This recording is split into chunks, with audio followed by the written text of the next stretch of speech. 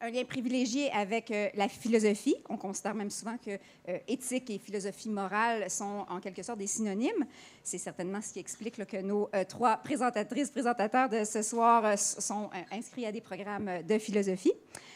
Au CRE, on pense que le travail des étudiantes et des étudiants en éthique est extrêmement important.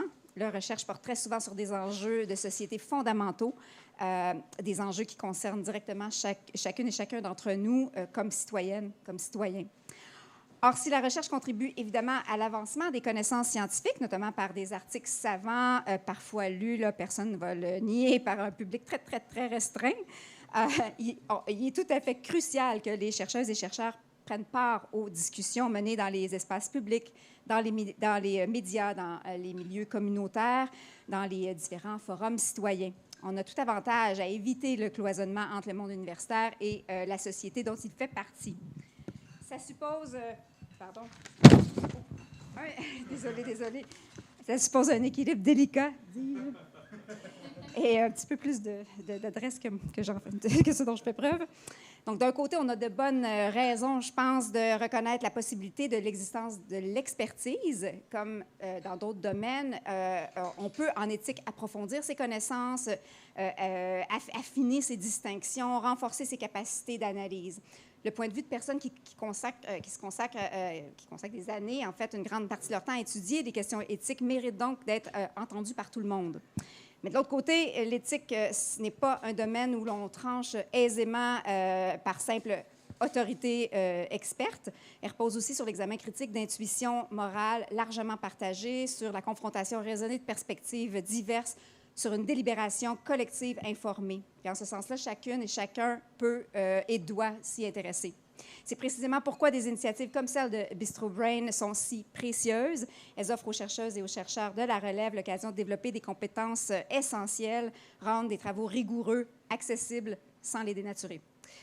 Je tiens d'ailleurs à saluer la générosité, disons l'audace ou même le courage des trois étudiants membres du CRE. Donc, l'exercice qui leur est proposé est très exigeant. Les chercheuses et chercheurs universitaires sont formés à la précision maximale, à l'anticipation systématique des objections, à la nuance constante, parfois au point où il devient difficile de dire quoi que ce soit sans ouvrir une série de parenthèses ou sans multiplier les notes de bas de page. Le défi du vite et bien est donc tout sauf trivial. Alors, je pense que vous allez présenter nos étudiants. Oui, merci exactement. Beaucoup. Merci à vous. Donc oui, on a 3 personnes ce soir. Donc on a Alexis, Georges et Mathilde qui vont nous présenter chacun un sujet différent. J'en profite pour glisser que c'est important d'écouter parce qu'il y aura un quiz peut-être à la fin avec des prix. Je dis ça. Bon. Montréal. Étudiant la maîtrise, excuse-moi. Étudiant la maîtrise en philosophie, donc tu travailles sur l'éducation et la citoyenneté. Tu es aussi auxiliaire de recherche pour l'Institut Philosophie et Citoyenneté de Jeunesse. Et ce que j'aime beaucoup, c'est qu'il fait aussi des activités de philosophie pour les enfants. Je trouve ça génial. Et ce soir, justement, il va nous parler de jeunesse, justement, et on va essayer de répondre à cette question, si les enfants ou pas, en fait, ont le droit à la désobéissance civile. À toi, Alex. Bonjour, merci. Ça va bien, tout le monde? Yes. Bien, content que vous soyez là, ici. Je peux utiliser le micro? Yes, exact. OK, cool. Oui, c'est ça, exact. Bien, voilà, un nouveau micro. Content que vous soyez là. J'ai besoin de votre participation parce que j'ai une thèse controversée, un hot take que j'aimerais vous présenter, qui est le suivant.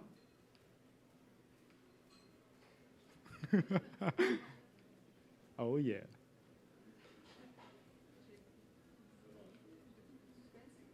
Ouais, comme ça, là, avec les genoux.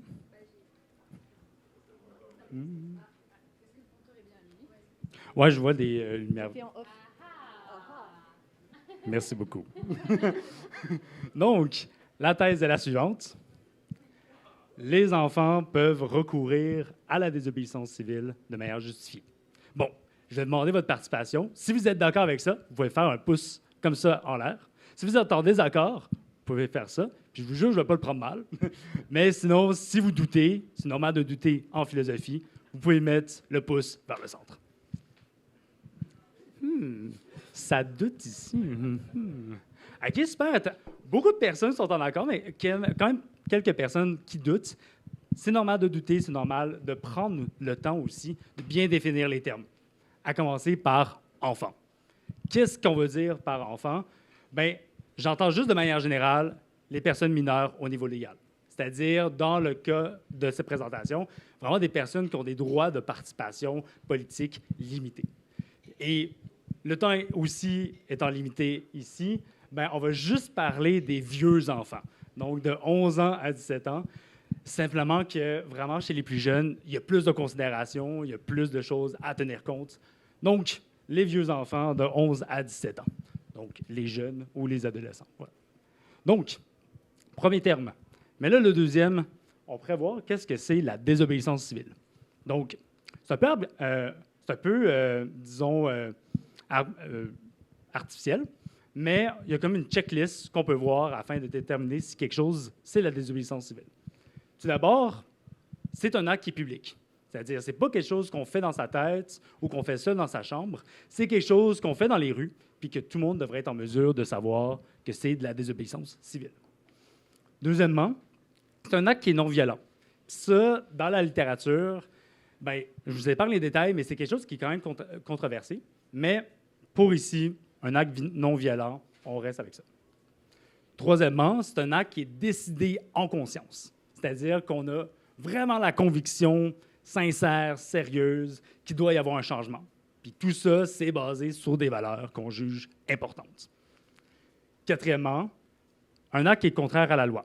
Vraiment, la partie qui est la plus significative pour la désobéissance civile, c'est qu'il y a une loi qui est enfreinte dans le processus.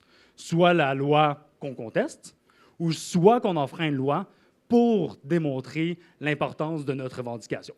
Donc, voilà, quatrième. Et le cinquième, bien, on vise un changement. On veut que les choses changent. Donc, soit dans la loi, dans une politique, ou dans la société. Donc, peut-être que vous reconnaissez ce poteau-là à Montréal. Bien, ça, c'est un exemple de désobéissance civile menée par des adultes. Et c'est le collectif Antigone et Last Generation Canada qui ont gravi le pont Jacques-Cartier en octobre 2024 pour finalement contester, dénoncer l'inaction climatique du gouvernement du Canada. Mais tout ça, là, ça ressemble à quoi chez les enfants? Donc, peut-être que vous avez des exemples en tête. Il y en a un, notamment en 2019, qui a vraiment qui a vraiment marqué les jeunes. Il y a notamment une figure qui a vraiment été importante, en tout cas dans les médias. Je ne sais pas, à main levée, si vous connaissez peut-être le nom de cette personne en 2019 sur le climat. Greta, exactement. Greta Thunberg, donc, avec Pour le futur Montréal au Québec, ou sinon Fridays for Future, ou Skollstreik for Klimatet, désolé mon suédois. Mais ça, c'est un exemple de désobéissance civile parce que la présence obligatoire en classe a été enfreinte.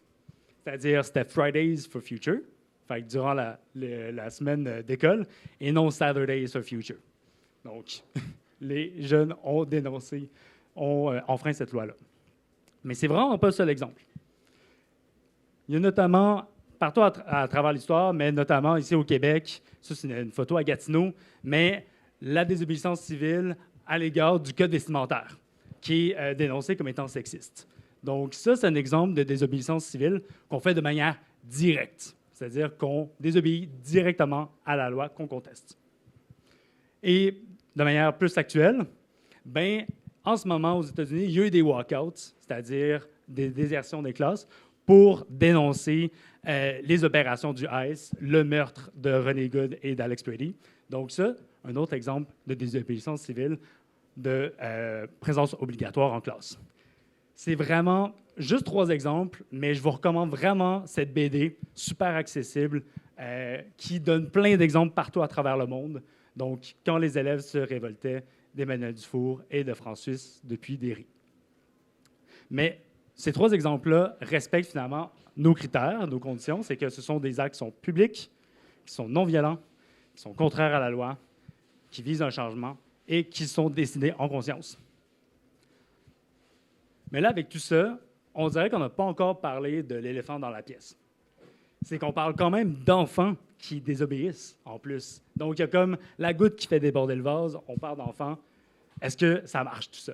Puis ça, c'est la troisième partie, c'est de savoir si c'est justifié. S'il y a une justification pour recourir à la désobéissance civile chez les enfants.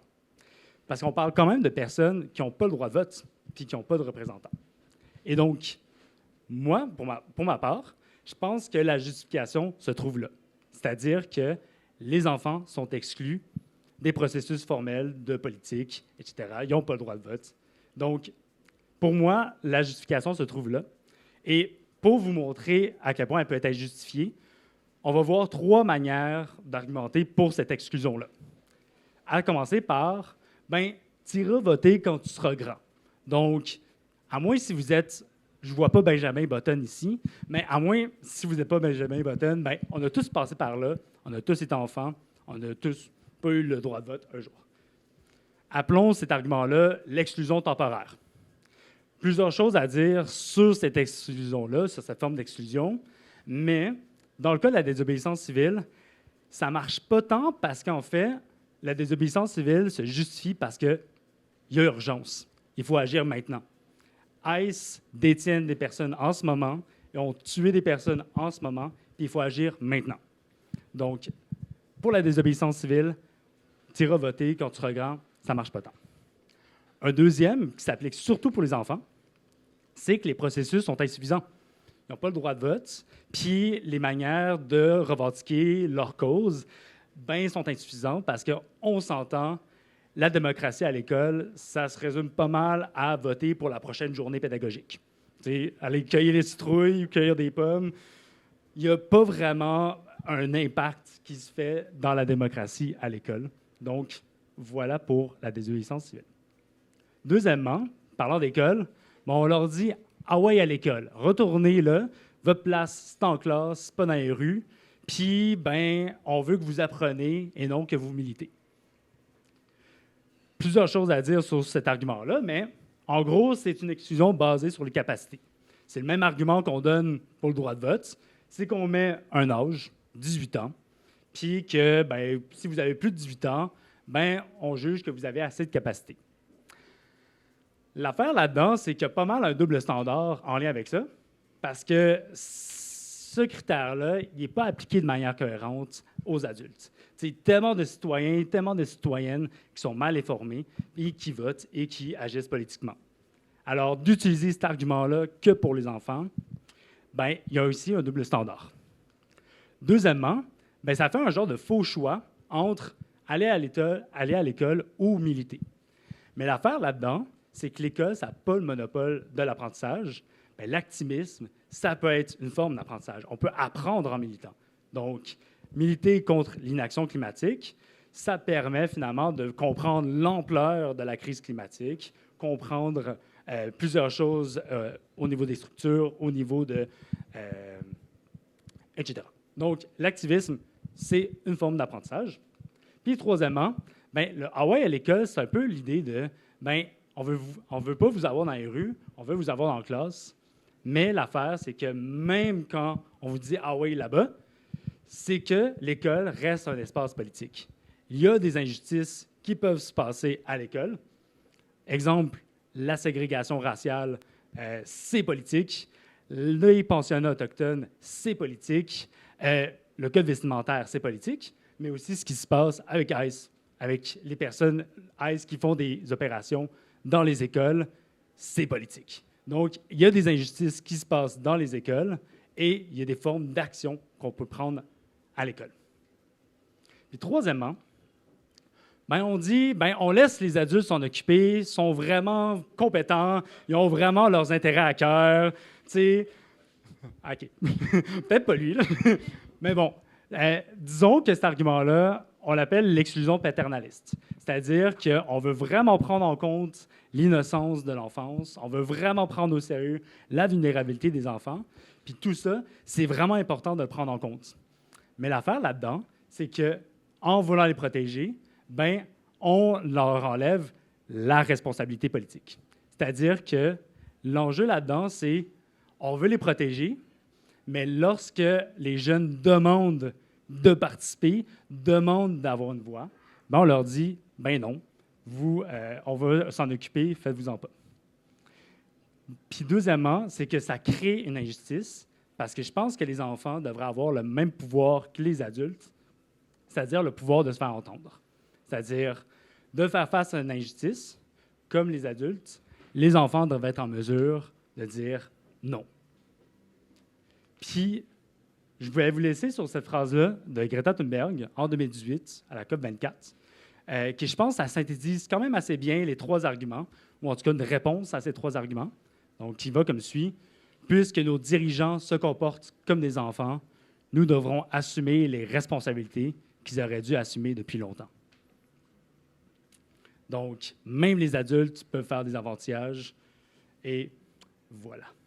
Donc, avec la thèse, on a vu c'est quoi enfant, on a vu c'est quoi la désobéissance civile, et c'est quoi une manière de justifier tout cela. Donc, on avait fait les pouces au début. Est-ce que votre position a changé avec cette présentation? Merci beaucoup.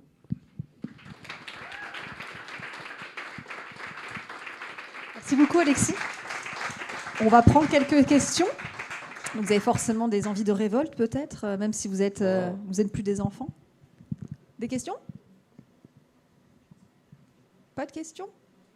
Oh, c'est triste. Ah, si, quand même, une question. Bien sûr. Ok, évidemment, il faut que je cours. C'était où? Excellente présentation, merci beaucoup. Je voulais savoir qu'est-ce qui t'a motivé, d'un point de vue personnel ou autre, à faire ça comme, à utiliser ça comme sujet de maîtrise. Merci pour la question. Moi, je suis en philosophie pour enfants, donc c'est comme vraiment un domaine que j'aime beaucoup. Et cette présentation-là, c'est pas dans le cadre de ma maîtrise, c'est vraiment dans un séminaire que j'ai fait ça. Et je remarquais qu'à chaque fois qu'on abordait des questions, bien, les enfants, c'est tout le temps un angle mort, c'est tout le temps un angle manquant. Puis, en fait, je me suis un peu donné ce défi-là qu'à chaque cours, j'essaie de m'imaginer ça allait être quoi de leur perspective, ça allait être quoi, genre, les considérations qu'il pouvait y avoir.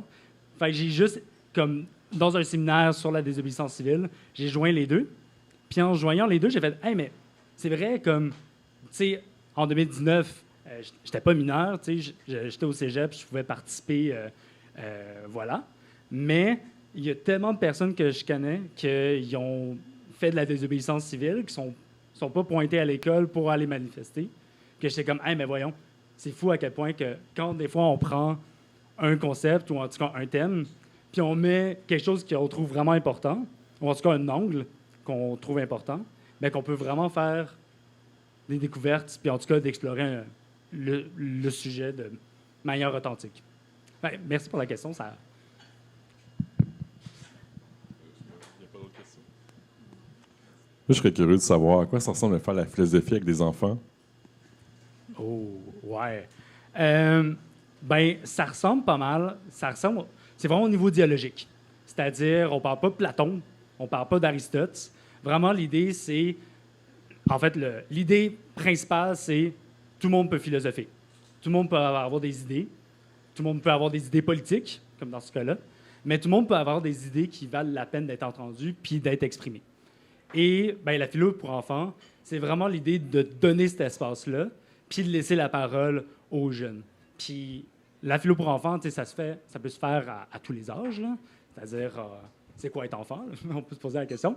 Mais c'est en gros, de manière très, très, très traditionnelle, c'est qu'on prend un texte, qu'on fait une lecture commune pour comme, entendre la voix de tout le monde.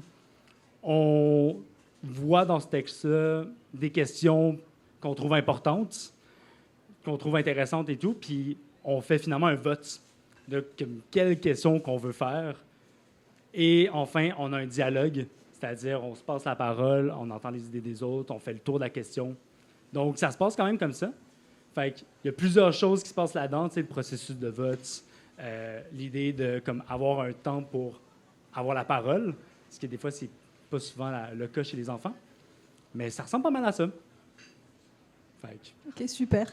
Pour rebondir un peu sur ça, est-ce que tu les incites à désobéir ou pas? Est-ce que les parents ils sont d'accord après?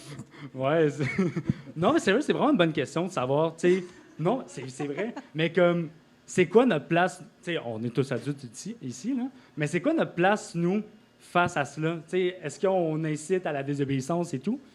Je pense que vraiment l'idée, c'est de leur laisser le choix. Ou en tout cas, de ne pas imposer, de ne pas inciter à. Notre rôle, c'est pas ça. C'est vraiment d'être des alliés. C'est vraiment d'écouter et de comprendre leur point de vue. Fait que, effectivement, ça, cette présentation-là, c'est pas faites de la désobéissance civile. C'est vraiment l'idée de, ben, si vous avez une injustice, puis que vous trouvez qu'elle est assez importante, ben vous avez une légitimité que vous pouvez faire cela. Super, merci. Ah, une dernière question pour avoir le temps. Je cours.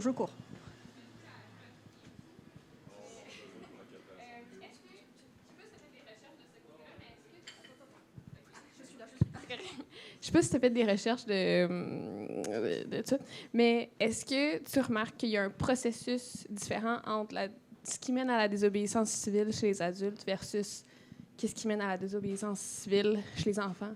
Oui. Merci pour la question. Il y a vraiment une différence qui est fondamentale, que, tu sais, les adultes ont des processus qui sont institutionnels, qui sont, avoir le droit de vote, avoir des représentants, des représentantes. Donc, il y a comme tout cet aspect-là vraiment institutionnel. Puis, comme pour tout le monde, quand les processus bloquent, quand il y a une urgence, la désobéissance civile, pour venir à cet aspect-là, ici, là, comme l'urgence puis les processus insuffisants, c'est vraiment deux manières de justifier la désobéissance civile. Mais l'affaire avec les enfants, c'est qu'on dit qu'il y a des procédures, on dit qu'il y a des comités, on dit que leur voix est importante, mais l'affaire là-dedans, ce qui arrive, c'est dans ces comités-là, dans ces assemblées-là, des fois, tu as des adultes qui ont droit de veto. Donc, pour donner l'exemple de Fridays for Future, donc pour le futur Montréal au Québec, ben, l'Assemblée, je pense que c'était l'association étudiante des élèves des écoles secondaires qui avait voté pour un mandat de grève, puis, genre, les 4 adultes présents avaient dit, ben non, ça va pas se passer. Fait qu'il y a comme eu un droit de veto qui s'est déroulé. Fait que c'est là qu'il y a vraiment une différence.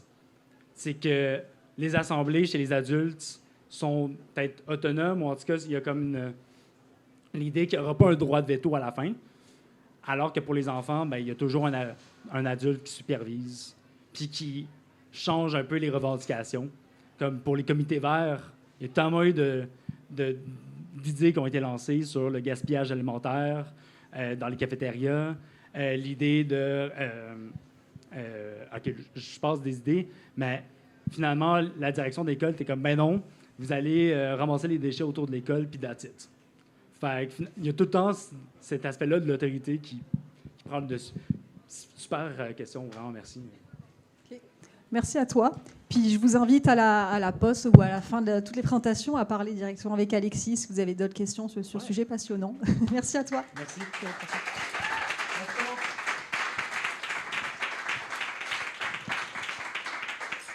Donc on va enchaîner avec un autre sujet passionnant, donc avec Georges Lupwana Nigamasana. J'ai bien prononcé? Yes. Donc, qui est doctorant en philosophie à l'Université de Montréal aussi, et il s'intéresse aux injustices sociales liées aux droits sociaux et aux enjeux éthiques de l'utilisation des données personnelles de l'IA. Mais ce soir, il ne va pas nous parler d'IA. Il va nous parler du justice pénal, de prison, de police et d'injustice structurelle en général. À toi, Georges.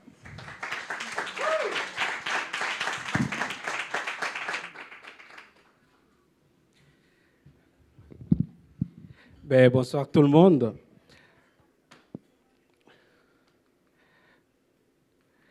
Je ne sais pas si parmi nous ici, quelqu'un a déjà fait l'expérience de la prison. Main levée? Ah, personne. Je ne suis pas chanceux, hein? La prison, tout le monde en parle, mais personne ne veut y aller. Un jour, un sociologue a posé la question à un homme politique. Pourquoi les prisons continuent d'exister? Et il utilise une image pour dire, si vous avez une machine qui vous coûte une fortune énorme, qui tombe tout le temps en panne, malgré les réparations, elle retombe en panne, qu'est-ce que vous allez en faire? À l'homme politique de répondre, je la garderai et j'en construirai une plus grande. C'est pour dire que la prison, c'est un fait acquis pour nos sociétés. On la croit tellement indispensable qu'on ne peut pas s'en passer. Et derrière la réponse de l'homme politique, on comprend que la prison est un dispositif indispensable. À tout le moins, c'est ça l'idée que nous en avons. Mais ce soir, peut-être que je vais vous choquer. Il faut abolir les prisons. Et vous allez me dire tout de suite pourquoi. Et qu'est-ce que tu proposes? À tout le moins, ce que je vous demande, c'est de prendre au sérieux tous les mouvements qui demandent qu'on puisse abolir les prisons. Pourquoi? Parce que la prison, parmi ses fonctions légitimes, il y a notamment l'idée de la punition. La punition, parce que la prison est née comme principal châtiment, notamment après l'abolition de la peine capitale, la peine de mort. Mais aussi, la prison joue le rôle de protéger la société, et cela est notamment entretenu par la surconsommation des médias. Il y a presque toute une série de films sur la prison, sur les milieux carcérales, et c'est ce que l'imaginaire collectif a en quelque sorte idée comme un dispositif indispensable. Et puis finalement, la prison aide à dissuader, ne commettez pas des crimes, sinon vous allez vous retrouver en prison. Mais ce qu'on minimise souvent, c'est le rôle, le dernier, la réhabilitation, la réinsertion de tous ceux qui commettent des crimes, parce qu'en réalité, la prison devait faciliter la réinsertion de ces personnes après leur emprisonnement. À travers ces tableaux-là, il y a un diagnostic qui est critique. On avoue, on reconnaît qu'il y a des horreurs, des cruautés. Comme je vous disais tantôt, tout le monde en parle, mais personne ne veut y aller. Personne ne veut faire l'expérience de l'emprisonnement. Et à partir de ces diagnostics critiques, il y a deux tendances qui se sont dessinées. Il y a d'une part ceux qui disent, comme moi, il faut abolir les prisons. Et il y en a d'autres qui disent, malgré ces diagnostics critiques, on doit la maintenir comme l'homme politique. Parmi les partisans de l'abolition des prisons, la première chose qu'ils contestent, c'est notre présomption sur la prison, à travers tout ce qu'on nous laisse miroiter, que la prison aide à protéger, aide à mettre hors d'état de nuire toutes les personnes qui sont criminelles et aide à mettre hors d'état de nuire tous les criminels en série. Parce que j'imagine déjà, quand je disais tantôt qu'il faut abolir les prisons, vous allez me dire, mais que fait-on des tueurs en série? À travers la peine capitale que j'évoquais tantôt, il y a l'idée que la prison est une institution néfaste parce qu'elle redéfinit l'identité et produit des préjudices durables, comme des stigmates qui vous restent collés, je dirais presque jusqu'à votre mort. Mais aussi, il y a des dommages graves. Et ces dommages graves sont souvent causés aux personnes qui sont déjà victimes d'injustices sociales. Moi, mes réflexions portent sur les droits sociaux en général, mais ce soir, je me restreins à vous parler de la prison parce que ça a un lien direct avec les droits sociaux, notamment les droits à l'éducation, les droits aux soins. Et ces personnes sont en réalité victimes à travers la prison d'injustice sociale, dans ce sens qu'au lieu que la prison puisse préparer leur réinsertion dans la société, la prison devient un obstacle à travers notamment les stigmates que la prison va laisser dans la vie de ces personnes. Et à mon avis, il y a là un double statut d'injustice. Il y a d'abord une injustice qui est le fait des institutions sociales qui n'ont pas pris ou qui n'ont pas prévenu toute cette criminalité, parce que quand vous regardez les statistiques, la masse importante des personnes qui sont en prison, ce sont des gens qui sont déjà vulnérables d'injustice sociale. Et l'autre injustice, c'est le fait que cette criminalisation massive cible les personnes qui sont déjà vulnérables. Et à travers cela, je considère que la prison fragilise davantage ceux qui le sont déjà.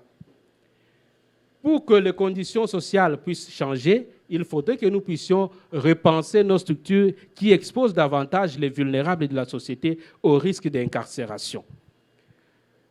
Et les préjudices causés par la prison, c'est ça qui mobilise aujourd'hui aussi bien les criminologues, aussi bien les activistes, aussi bien les philosophes que les politologues, à dire qu'il faut rendre la prison obsolète. De la même manière qu'on a rendu la peine de mort obsolète, parce qu'elle était considérée comme rétrograde, il faut abolir la prison. Et les raisons majeures sont évoquées notamment à cause des impacts négatifs profonds sur les individus. Pas seulement sur les individus, parce qu'il y a aussi une extension diffuse de la peine. Malheureusement, dans l'Assemblée, ici, nous n'avons pas de personnes qui ont fait l'expérience de la prison, mais peut-être que dans votre environnement, vous pouvez connaître quelqu'un qui a fait l'expérience de la prison. Et je vous poserai la question, comment vous vous sentiez pendant que la personne était en prison? Vous aussi, d'une manière ou d'une autre, vous avez vécu la peine. Et la position abolitionniste maintient l'idée d'abolir les prisons en disant que la punition accable des personnes qui sont issues des milieux précaires et qui ont des trajectoires sociales souvent chaotiques. On va abolir les prisons demain?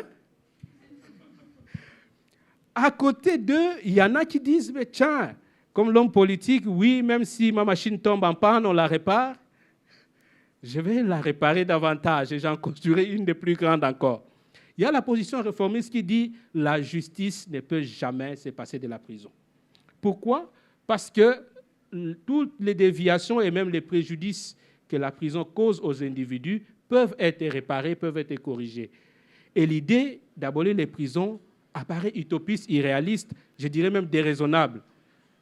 Quand je parle même aux personnes qui travaillent en milieu carcéral, je dis, on va abolir les prisons.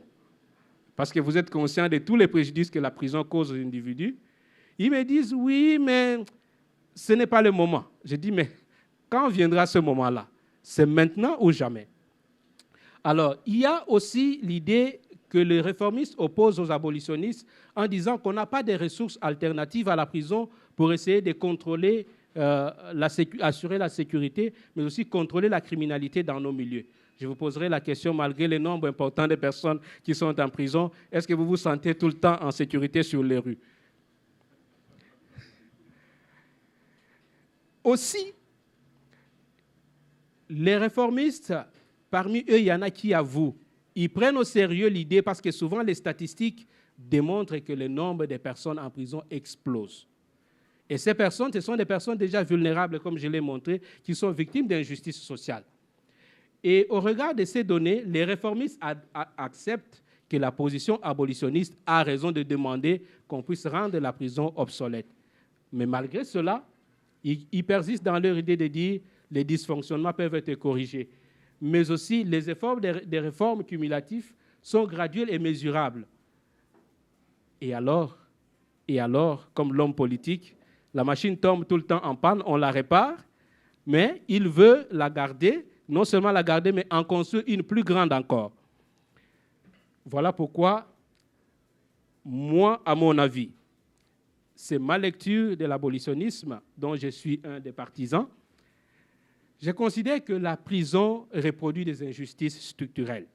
Pourquoi? Parce que, à travers la prison, les injustices, notamment l'exclusion, les contrôles sociaux, la marginalisation, l'exploitation, la stigmatisation, perdurent.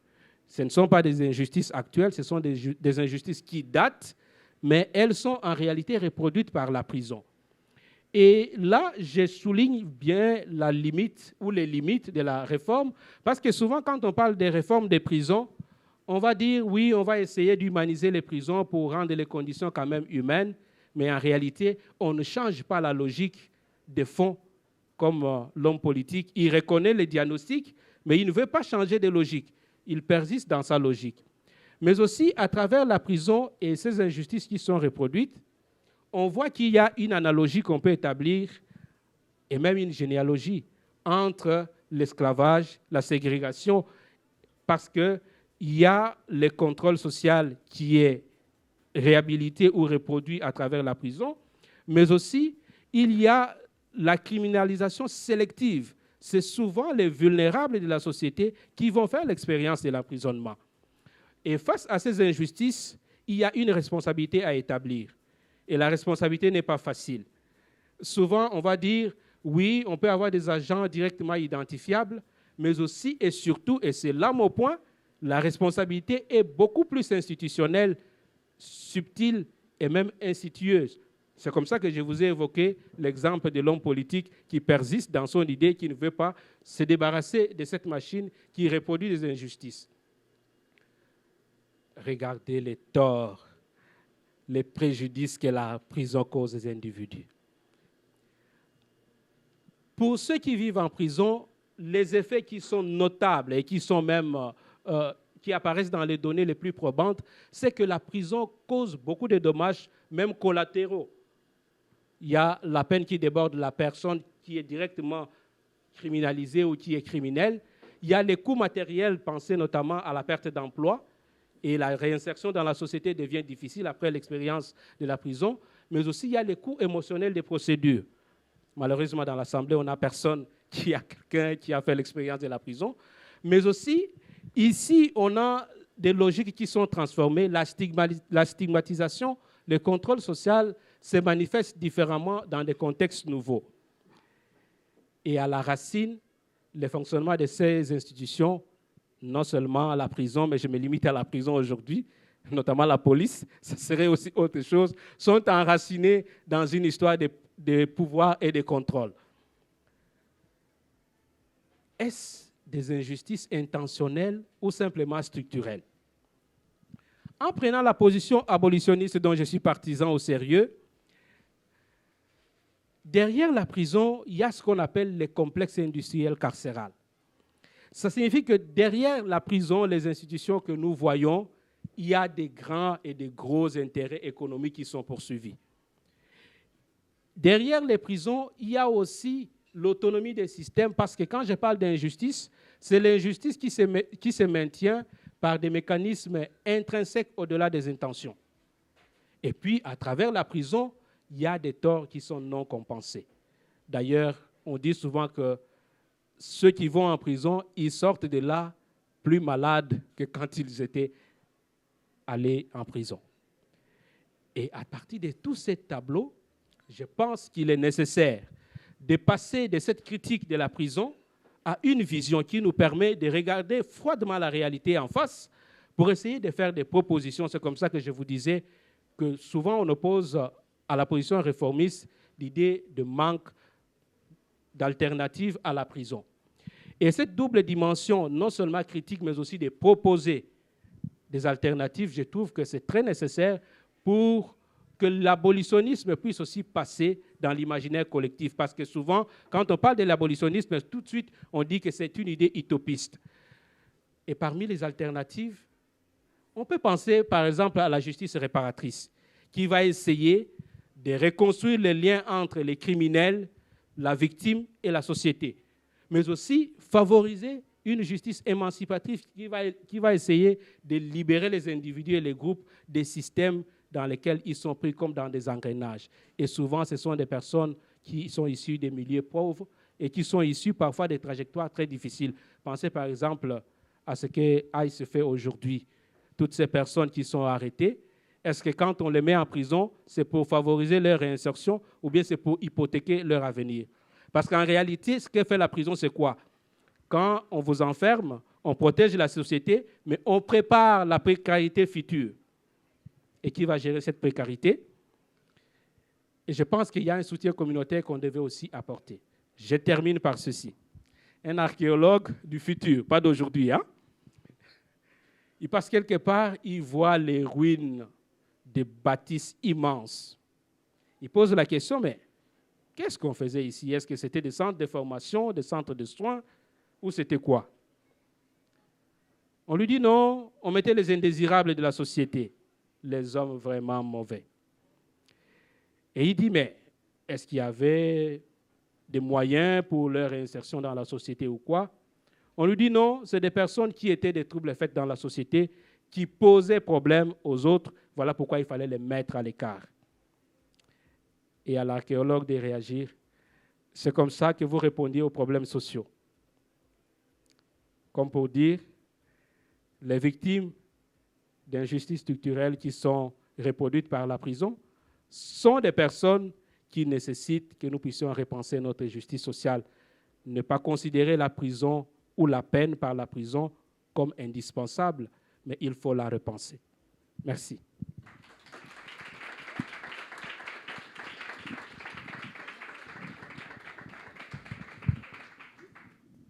Si je parle dans le vide.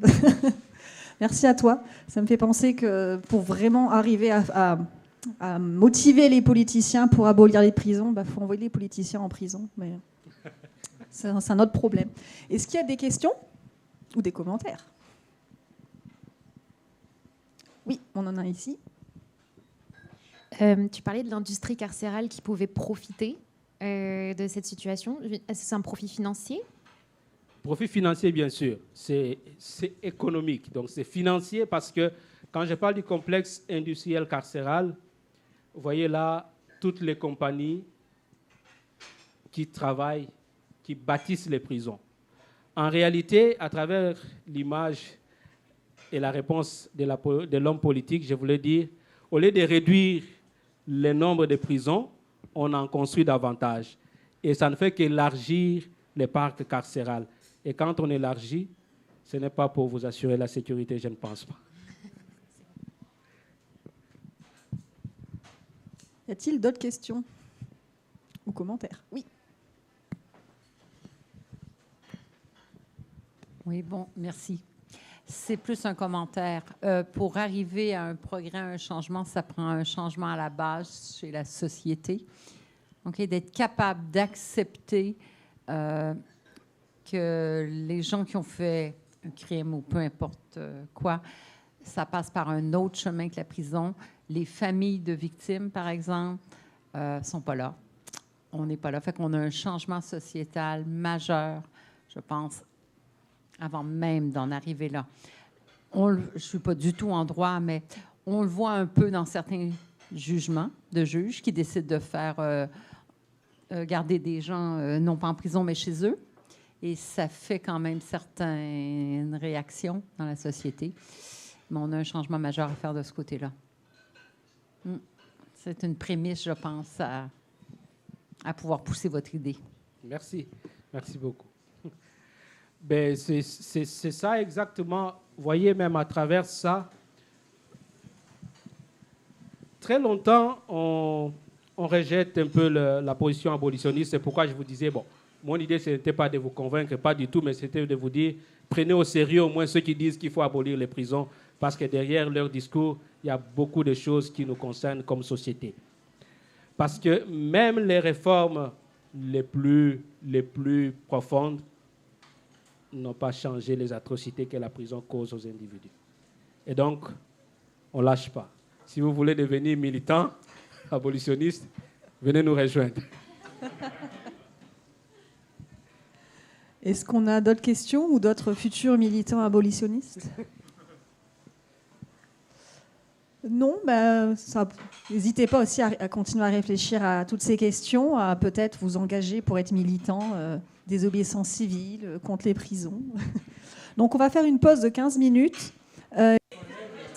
Rebonsoir. Le temps passe vite, j'ai même pas eu le temps de finir ma bière, que déjà on reprend. Donc on va continuer avec notre dernière présentatrice. Donc on va rester sur la thématique d'injustice.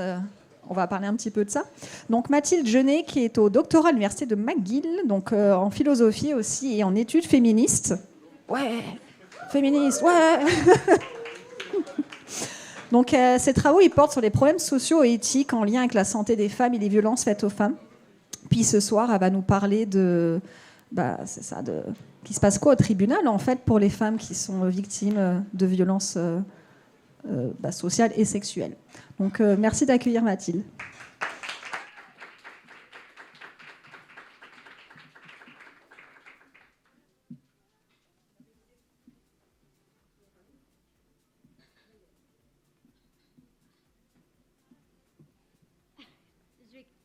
Je vais commencer la présentation avec quelques chiffres. Une femme sur 3 au Canada est victime d'agressions sexuelles, mais pour 1000 agressions sexuelles, seulement un agresseur. Pour 1000 agressions sexuelles, 3 agresseurs maximum vont en prison. Donc ça fait 33% des femmes versus 0,3% des agresseurs. Avec cette information, est-ce que vous avez l'impression que le système de justice fonctionne adéquatement pour servir les survivants d'agressions sexuelles?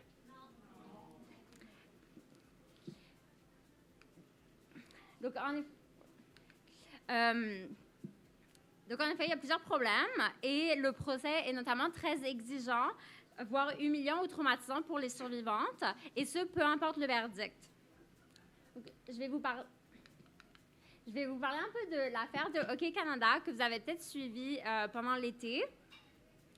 Donc, 5 anciens joueurs de l'équipe junior de Hockey Canada ont été accusés d'agression sexuelle par une jeune femme qu'on va nommer EM parce qu'elle souhaite rester anonyme.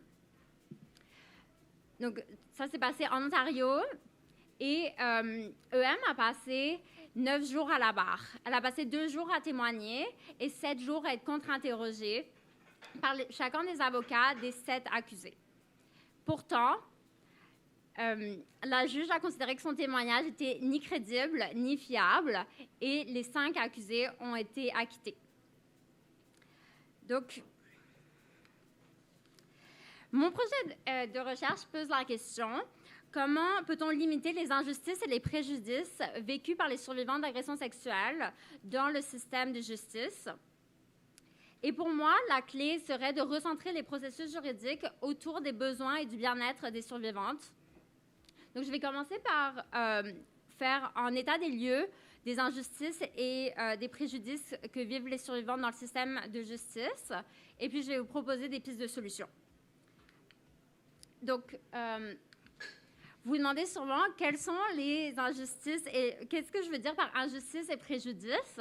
Le préjudice est un tort concret que vit une survivante et l'injustice arrive quand le préjudice n'est pas mérité. Donc, concrètement, de quoi est-ce que je vais essayer de vous parler?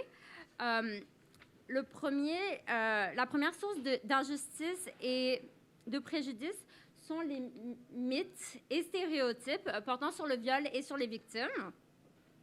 Donc, ces mythes et stéréotypes nous disent qu'est-ce qui compte comme un vrai viol, une vraie victime ou un vrai violeur.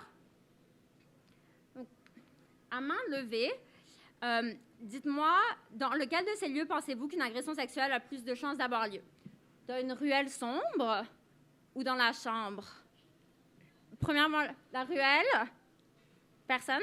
La chambre? OK. Vous avez tous raison, mais souvent, l'image qui vient en tête, c'est que les agressions sexuelles se passent dans une allée sombre, par un inconnu et avec beaucoup d'éléments de violence, alors que dans les faits, la plupart des agressions ont lieu dans un lieu privé et 87% du temps, les victimes connaissent leur agresseur. Les victimes peuvent être blâmées pour leur agression et ça fait aussi partie de ces mythes et stéréotypes. On peut les considérer responsables de ce qui leur arrive à cause d'une tenue provocante ou parce qu'elles sont en état d'ébriété. Mais ces mythes et stéréotypes nous disent aussi qu'une victime authentique doit résister physiquement, dire non clairement ou essayer de fuir le lieu de l'agression. Et après les faits, une victime authentique doit être capable de faire un récit clair de ce qui s'est passé. Ce récit doit être linéaire et cohérent et il doit avoir juste le bon niveau d'émotion. Donc, en sachant ça, laquelle des deux pensez-vous correspond à l'image de la vraie victime ou de la victime idéale? La fille qui fait le party ou Cendrillon? Fille qui fait le party? Cendrillon? Ouais. Donc, Cendrillon va être considérée comme la victime idéale et a plus de chances d'être crue. Et maintenant, intuitivement, lequel des deux a plus de chances d'être un violeur? Le prince charmant ou la bête? Prince charmant? La bête?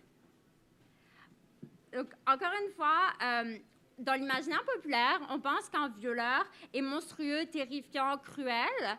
Donc, ça devient vraiment difficile d'imaginer ou d'accepter qu'une personne normale, gentille ou même qu'on apprécie puisse être un agresseur. Donc, ces mythes et stéréotypes ont plusieurs conséquences et notamment, ils créent des standards et des attentes qui sont qui sont irréalistes pour les comportements des survivantes et des victimes. Donc, plus un scénario est différent de ce qu'établit les mythes et les stéréotypes, donc si ce n'est pas le monstre qui a agressé Cendrillon dans la ruelle, il y a moins de chances qu'on les croie. Et ces mythes et stéréotypes peuvent être mobilisés par les avocats de la défense, notamment durant le contre-interrogatoire, et le but, c'est de détruire la crédibilité de la survivante. Si on retourne à l'affaire de Hockey Canada, la crédibilité de la victime était au centre du procès et EM ne correspondait pas nécessairement à la victime idéale. Elle avait eu des relations consenties plus tôt dans la soirée avec un des accusés. Elle a été décrite comme cherchant à avoir des relations sexuelles pendant la soirée. Elle avait bu beaucoup. Elle n'a pas fui le lieu de l'agression. Elle n'a pas résisté physiquement. Donc, on peut penser que tous ces éléments-là ont directement ou indirectement joué sur sa crédibilité et influencé le fait que la juge a trouvé son témoignage ni crédible ni fiable. Donc, ça nous mène à penser à un autre problème, un problème plus structurel, celui de la place que le système donne, ou plutôt ne donne pas, aux survivantes.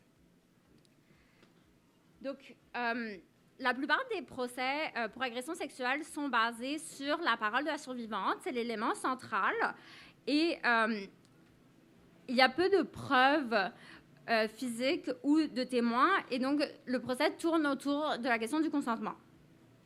Donc, j'aime dire que la survivante a deux rôles durant un procès, celui de témoin et celui de victime. Et celui qui prime, c'est celui de témoin. Elle est avant tout une source d'information. C'est un rôle qui implique une certaine soumission, puisqu'un témoin ne contrôle pas les circonstances de son témoignage et peut même être forcé de témoigner contre son gré. Et précisément, à la barre, la survivante doit raconter pour la énième fois son agression, qui est un événement traumatique, intime, devant non seulement des étrangers, mais aussi devant son agresseur. Et elle doit le faire dans un format très spécifique. Elle peut uniquement répondre aux questions des avocats.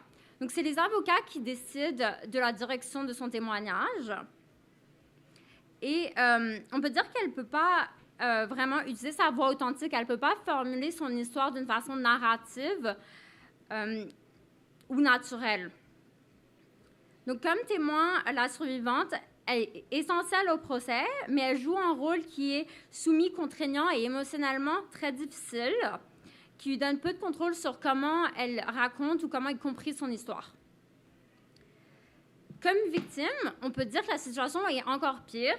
Elle est presque complètement exclue des processus juridiques.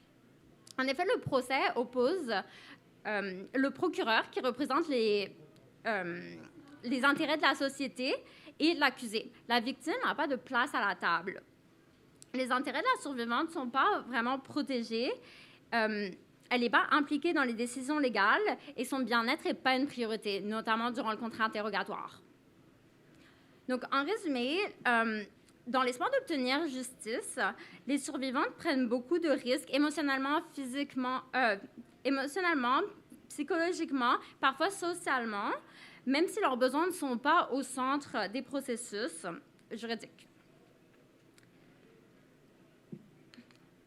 Donc, comment remédier à ça? Pour moi, il faudrait recentrer les processus juridiques autour justement des besoins et du bien-être des survivantes. Il y a plusieurs solutions possibles que je vais vous présenter. Certaines ont déjà commencé à être mises en place, donc c'est plus des améliorations qui sont en train d'être développées. D'abord, on peut adopter des pratiques informées par les traumatismes. Donc, c'est des pratiques qui prennent en compte les réactions face au trauma et qui visent à protéger contre la retraumatisation. Donc, ça peut impliquer de proposer aux survivants de témoigner via vidéoconférence pour ne pas être dans la même salle que son agresseur. C'est ce que EM a choisi de faire dans l'affaire de Hockey Canada. Au Québec, c'est quelque chose qui peut être accessible à n'importe quelle victime d'agression sexuelle, mais qui ne l'aurait pas nécessairement offert. Une autre piste de solution est d'éduquer les juges et jurés vis-à-vis des mythes, stéréotypes et sur le trauma. Au Canada, tous les juges doivent suivre une formation sur les réalités du trauma et des agressions sexuelles. Mais par contre, les jurés ne reçoivent pas de formation et peuvent être très influencés par les mythes et les stéréotypes qui sont présents dans la société. Donc, plus d'éducation permettrait de donner moins de poids à ces fausses idées dans la Cour de justice. Et finalement, on pourrait proposer aux survivants d'avoir un avocat pour représenter leurs intérêts et pour les représenter et protéger leurs intérêts, notamment durant le contrat interrogatoire, et pour les informer sur leurs droits et leurs recours en tant que victimes. C'est le cas dans certains pays européens, comme en Allemagne ou en France. Et au Canada, et dans plusieurs provinces du Canada, dont le Québec, les survivants peuvent avoir recours à des informations légales, mais pas de représentation dans la Cour de justice. Alors, selon moi, toutes ces avancées sont très importantes et sont des pas dans la bonne direction. Mais mon intuition est qu'il faudrait peut-être envisager des approches plus drastiques. Je me demande si ces améliorations ne sont pas comme essayer d'arrêter une hémorragie avec des pansements.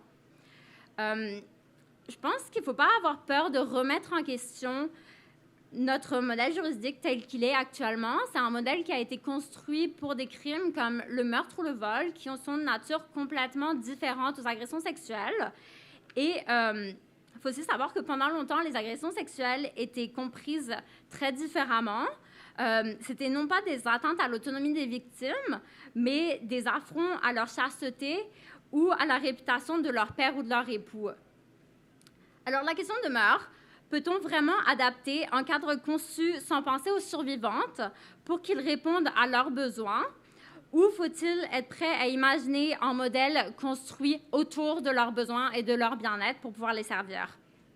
C'est le pari que je prends avec ma recherche doctorale. Merci.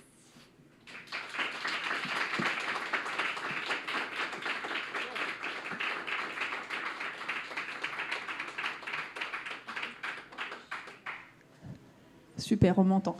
Merci beaucoup Mathilde, c'est vraiment super intéressant.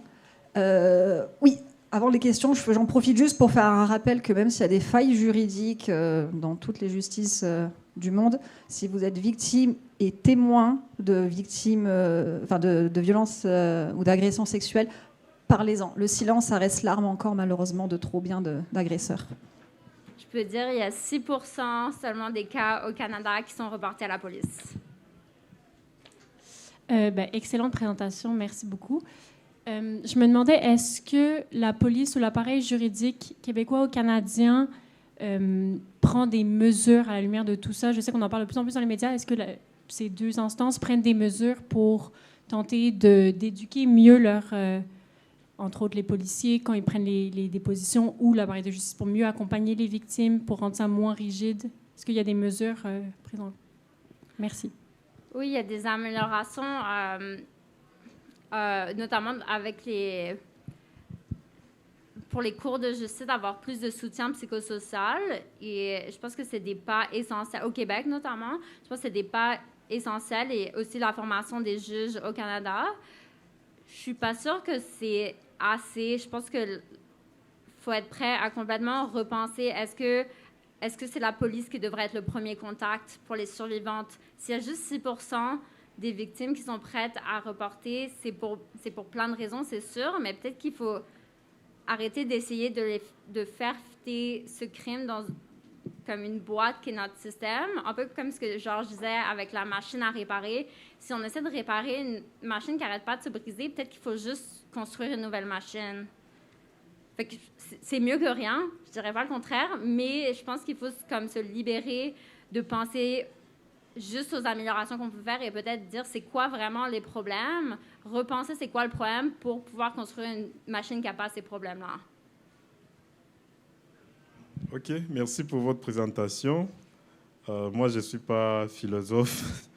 Je suis de l'Université du Québec à Montréal. Moi, j'ai fait ma maîtrise en comptabilité, contrôle et audit. Et j'ai été invité. C'est un sujet très intéressant. Je voulais en fait vous poser la question de savoir si vous avez envisagé ce qui peut être une solution durable au problème des viols, tant du côté agresseur que du côté victime. Parce que tantôt, on a un peu comme la présomption que la solution au problème des agresseurs, c'est connu, c'est la peine. Mais je pense que ce n'est pas une solution durable parce que tout à l'heure, j'étais en train de discuter. L'expérience montre que les criminels répètent parfois les mêmes crimes. Et cela ne contribue pas à la justice dans la société. Parce que la justice, c'est vraiment que et l'agresseur et l'agressé, que tout le monde arrive à un niveau de comportement acceptable dans la société.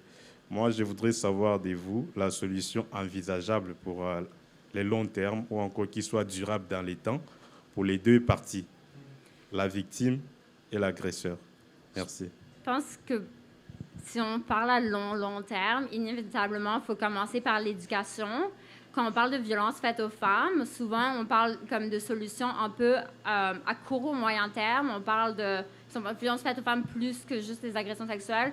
On parle de refuge pour les femmes ou de choses comme ça pour que les femmes puissent fuir la violence au lieu de parler de comment on peut éviter que la violence ait lieu en premier lieu. Donc, je pense qu'on n'a pas le choix d'éduquer principalement les garçons autrement, parce que les statistiques montrent que c'est à peu près 17% des agresseurs qui sont des hommes, et la grosse majorité des personnes agressées sont des femmes. Fait que c'est pour ça que j'utilise ce langage-là dans ma présentation. C'est un crime genré, et je pense qu'il faut l'adresser comme tel, et ça doit commencer à la petite enfance. Expliquer c'est quoi le consentement dans ses nuances, pas juste il faut dire oui, il faut dire non. Et ça pourrait mener à une meilleure société dans le futur. Merci. Je pense qu'on a le temps encore pour notre question. Bon, on ira se révolter tous ensemble dans la rue sinon. Ah si, il y a Alexis qui a une question. Merci beaucoup pour la présentation. Je voudrais savoir, on a le tribunal spécialisé en agression sexuelle. Tu as mis des solutions sur la table. De quelle manière est-ce que c'est intégré et si oui, ça l'est ou pas? Oui. En fait, c'est un peu le genre de choses que ce tribunal a fait, à l'exception des avocats. Donc, ce nouveau tribunal au Québec vise vraiment sur les aspects psychosociaux pour supporter les victimes et éviter la retraumatisation. En fait, les victimes pouvaient déjà avoir recours à avoir l'option de faire leur témoignage par vidéoconférence. Maintenant, je pense que c'est comme une salle d'attente différente pour les accusés et les victimes. C'est ce genre de choses qu'ils ont mis en place et plus de formation, notamment pour les juges et pour toutes les personnes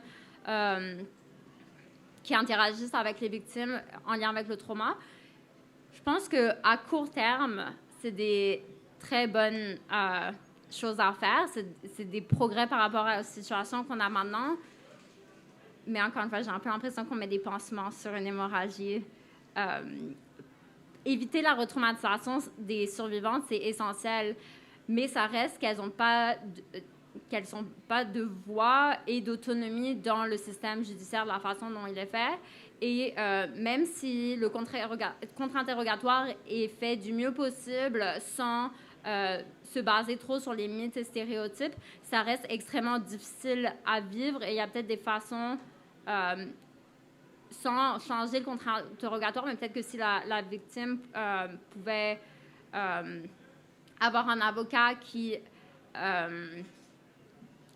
objecte si une question a déjà été posée et répétée pour la 5e fois, ce genre de choses, ça pourrait aider encore plus. Très intéressant, encore une fois. D'autres commentaires ou questions?